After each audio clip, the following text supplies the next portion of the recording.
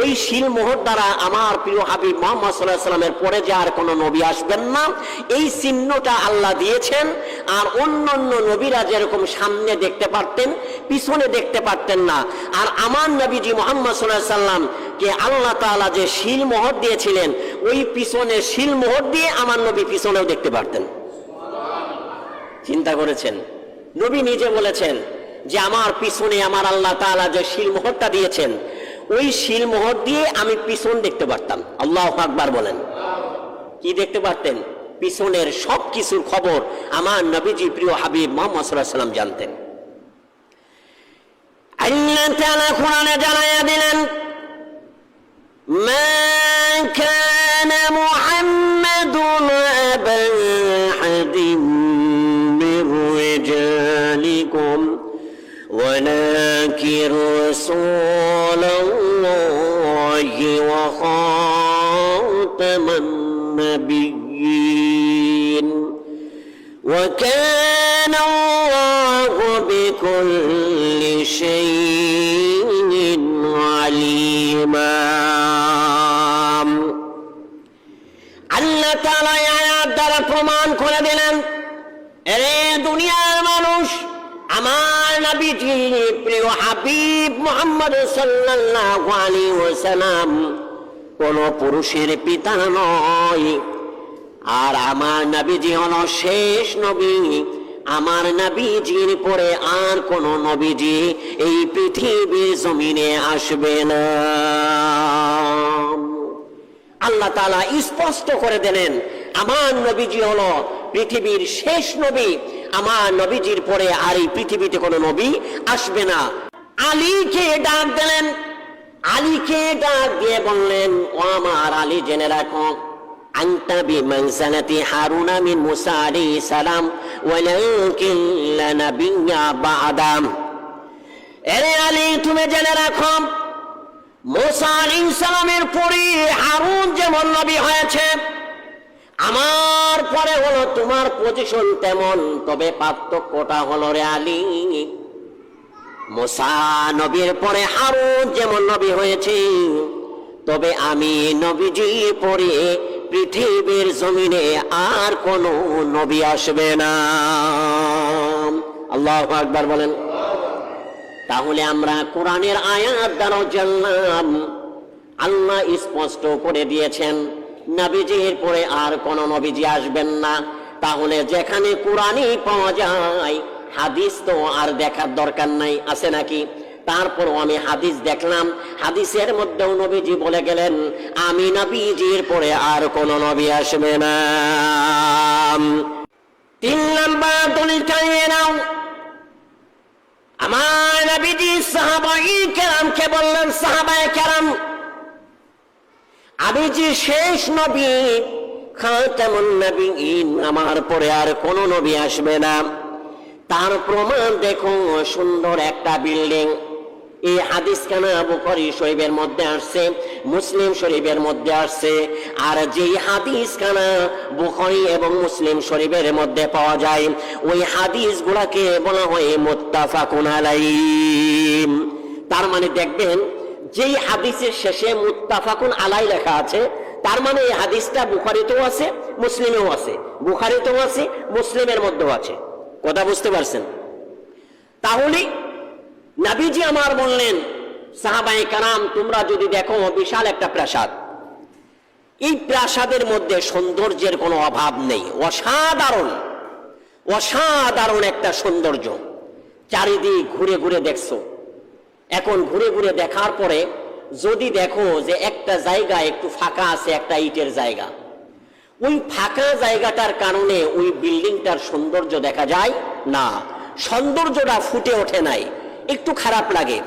তাহলে যেই দেখে, দেখার শেষে ওই ব্যক্তি বলে যে এই জায়গাটা যদি এরকম ফাঁকা না থাকতো, এই জায়গাটা যদি এমন হতো তাহলে সুন্দর লাগতো। যে দেখে, দেখার পরে একটা কথাই বারবার বলে যে এই জায়গাটার কারণে অসৌন্দর্য দেখা যায়। এই সৌন্দর্য বিল্ডিংটা তার লাস্ট ব্যাখ্যা হলো, এখানে যে জায়গাটা অপরিপূর্ণ রাখলেন, খালি রাখলেন, তার মানে অসংখ্য নবী আসছে, রসুল আসছে, আর এই যে ছোট্ট জায়গাটা আমার আল্লাহ খালি রেখেছেন, তার মানে আমি নবীজি মুহাম্মদ সাল্লাল্লাহু আলাইহি ওয়াসাল্লামের দ্বারা এই নবুয়তের দরজা, আম্বে কারামের দরজা, রসুলের দরজা, নবীদের দরজা, আমি নবীকে দ্বারা আমার আল্লাহ তাআলা খাতামুন নবিয়্যিন আমাকে দ্বারা শেষ নবী সিন মোহর মেরে দিয়েছেন। তার মানে আমি নবীজির মাধ্যমে এই পৃথিবীর জমিনে আমার পরে আর কোন নবী আসবে। তাহলে আমরা তিনটা দলিল পাইলাম। কয়টা দলিল? তিনটা দলিল। তিনটা দলিলই খুব শক্ত। তিনটা দলিলে কি শক্ত, মারাত্মক। সম্মানিত হাজিরিন, এই জন্য পৃথিবীতে যারা কাদিয়ানি আছে তারা বিশ্বাস করে মুহাম্মদ সাল্লাল্লাহু আলাইহি সাল্লাম শ্রেষ্ঠ নবী। কথা বুঝতে পারছেন? শ্রেষ্ঠ নবী কোনো সন্দেহ নাই, তবে তাদের বিশ্বাস আছে যে মুহাম্মদ সাল্লাল্লাহু আলাইহি সাল্লামের পরে আরো নবী আসতে পারে। তাহলে আপনি দেখেন এই আয়াত দ্বারা, এই হাদিস দ্বারা, এই ব্যাখ্যা দ্বারা স্পষ্ট কাদিয়ানীরা কখনোই মুসলমান হতে পারে, কারণ তারা তো কোরআনকে অস্বীকার করছে। কথা বোঝেন না কেন বাবা? কোরআনকে অস্বীকার করছে না তো আল্লাহ তাআলা স্পষ্ট বলে দিলেন খাতামুন নবিয়্যিন, আমি আমার প্রিয় হাবিব মুহাম্মদ সাল্লাল্লাহু আলাইহি ওয়াসাল্লাম দ্বারা নবুয়তের দরজা শেষ করে দিছি, পৃথিবীতে আর কোনো নবী আসবেন না। কথা বলেছেন কে? আল্লাহ বলেছেন। আবার প্রিয় হাবিবও বলে গেছেন। এখন এই আয়াতের বিপরীত যদি কাদিয়ানীরা বলে নবীর পরে আরো নবী আসবেন, তাহলে স্পষ্ট এই কথা দ্বারা বোঝা যায় তারা কাফের, এর মধ্যে কোনো সন্দেহ নাই। আসেন আমরা এই খাতামুন নবিয়্যিন, শেষ নবী এবং নবুয়তের দলিল, এই ব্যাখ্যাটা দেওয়ার আগে আমরা জানি নবী কাকে বলে, রসুল কাকে বলে। আলোচনার বিষয় কিন্তু আজকে রিসালাত। আলোচনার বিষয় কি? রিসালাত। তো নবী কাদেরকে বলা হয়, রসুল কাদেরকে বলা হয়? দেখেন বাবা, আল্লাহর পক্ষ থেকে যাদের উপরে শরীয়ত আসছে, যেই নবীর উপরে শরীয়ত আসছে এবং আল্লাহর পক্ষ থেকে যার উপরে কিতাব নাজিল হয়েছে, তাদেরকে বলা হয় রসুল। তাদেরকে কি বলা হয়? রসুল। আর যাদের উপরে আল্লাহর পক্ষ থেকে কিতাব নাজিল হয় নাই, শরীয়ত নাজিল হয় নাই, তাদেরকে বলা হয় নবী। যাদের উপরে শরীয়ত নাজিল হয়েছে, যেই নবীর উপরে কিতাব নাজিল হয়েছে, তাকে নবীও বলে, রসুলও বলে। আর যার উপরে শরীয়ত কিতাব নাজিল হয় নাই, তাকে শুধু নবী বলে, কিন্তু রসুল বলে না। কথা ক্লিয়ার? বুঝতে পারছেন? এখন আসেন 2 নাম্বার ব্যাখ্যা নেই আমরা।